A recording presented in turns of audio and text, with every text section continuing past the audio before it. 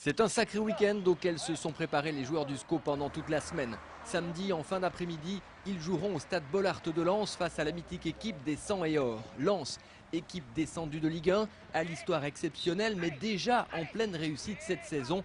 Jean-Louis Garcia a vu les nordistes mardi en Coupe de la Ligue et il a trouvé ça très bon. En plus, je pense que nous prenons Lens dans sa meilleure période. Je crois qu'ils sont vraiment montés en puissance depuis la reprise. On les prend fin septembre. C'est au moment où véritablement l'équipe s'est mise en route. Il va y avoir tout le stade derrière eux. Ils sont en pleine confiance. Donc il nous faudra être très fort pour pouvoir obtenir un résultat. Pour cette rencontre, le SCO devrait jouer sans Mickaël Stéphane ni Maxime Josse, mais toujours devant plus de 30 000 spectateurs. 140 000, c'est le nombre de spectateurs présents aux accroche-cœurs cette année. En 2007, ils étaient 150 000.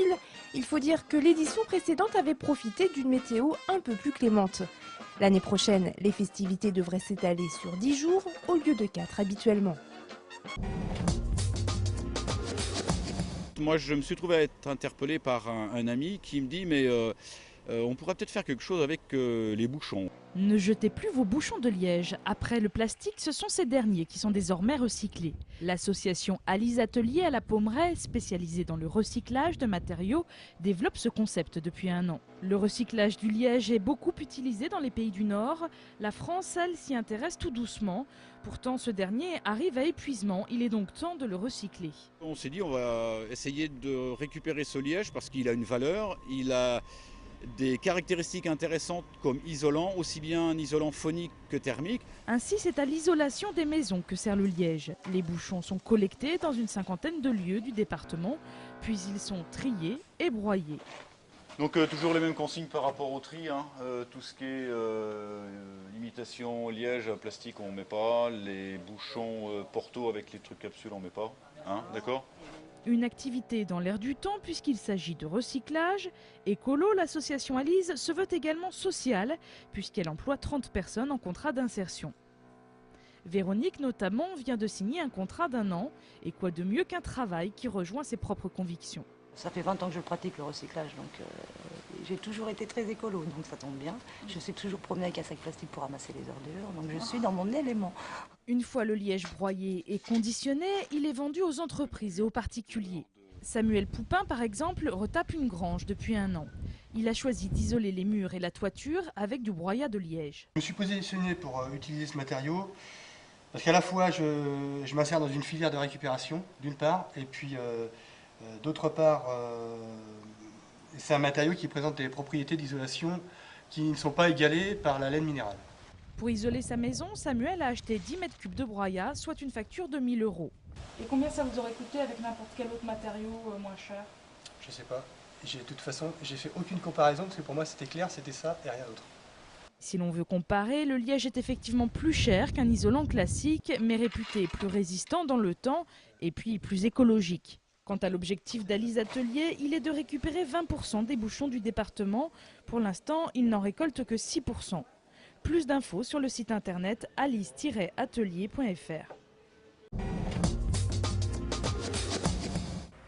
Voilà un boîtier qui pourrait bien révolutionner le quotidien des déficients visuels. Tom Pouce, puisque c'est son nom, détecte les obstacles jusqu'à 3 mètres et avertit par vibration dans le doigt son utilisateur. L'école de chiens guides d'aveugles située à Bushman, près d'Angers, propose des formations pour maîtriser l'appareil.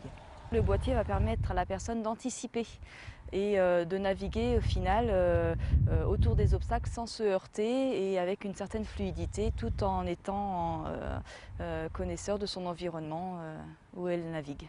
Le vrai plus de ce boîtier, c'est qu'il permet de détecter les obstacles situés entre les genoux et le dessus de la tête.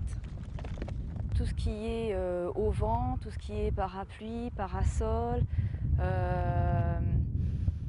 tout ce qui est au-dessus de la tête et puis des panneaux de voirie. Bonjour Monsieur Guérin. Bonjour. Noël rend visite aujourd'hui à Alain, son ancien élève. Il fait partie des rares utilisateurs de Tom Pouce dans le département. Cela fait 4 mois qu'Alain utilise le boîtier Aujourd'hui, il ne peut plus s'en passer. C'est révolutionnaire effectivement, parce que dès que nous sommes confrontés à un obstacle, ce boîtier nous envoie une vibration, ce qui nous permet donc, comme je vous disais, de se déporter, du moins vers un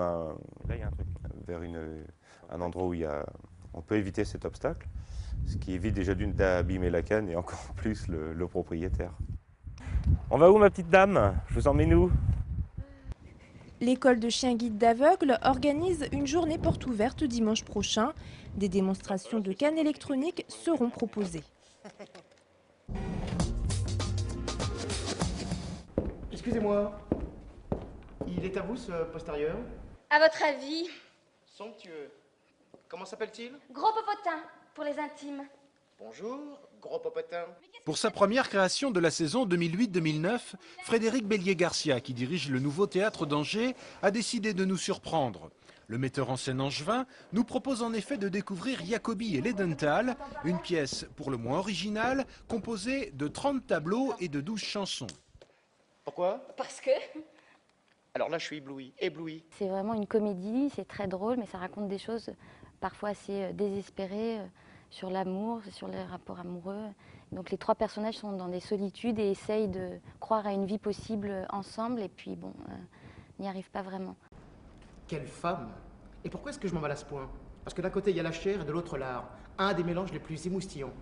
Le texte de cette pièce est l'œuvre d'Hanok Levin. Cet auteur israélien, disparu en 1999, débuta sa carrière avec des spectacles politiques décapants. Il se tourna ensuite vers la peinture de ses contemporains, qu'il croqua avec humour, mais également lucidité. L'esprit et la matière, comme dans les romans. Il nous offre une vision du monde très distordue, comme ça, une sorte de très décalée, mais à la fois dans lequel on trouve avec une sorte d'évidence nos propres petitesses, nos travers, nos choses, et on s'y retrouve totalement dans cette forme farcesque. Ouais, je vais quand même me mettre au lit. Hein? Et puis si quelqu'un vient, je dirais que je reprends des forces en vue de la soirée qui m'attend. Cette création du NTA sera à l'affiche du Théâtre du Quai à partir de lundi soir.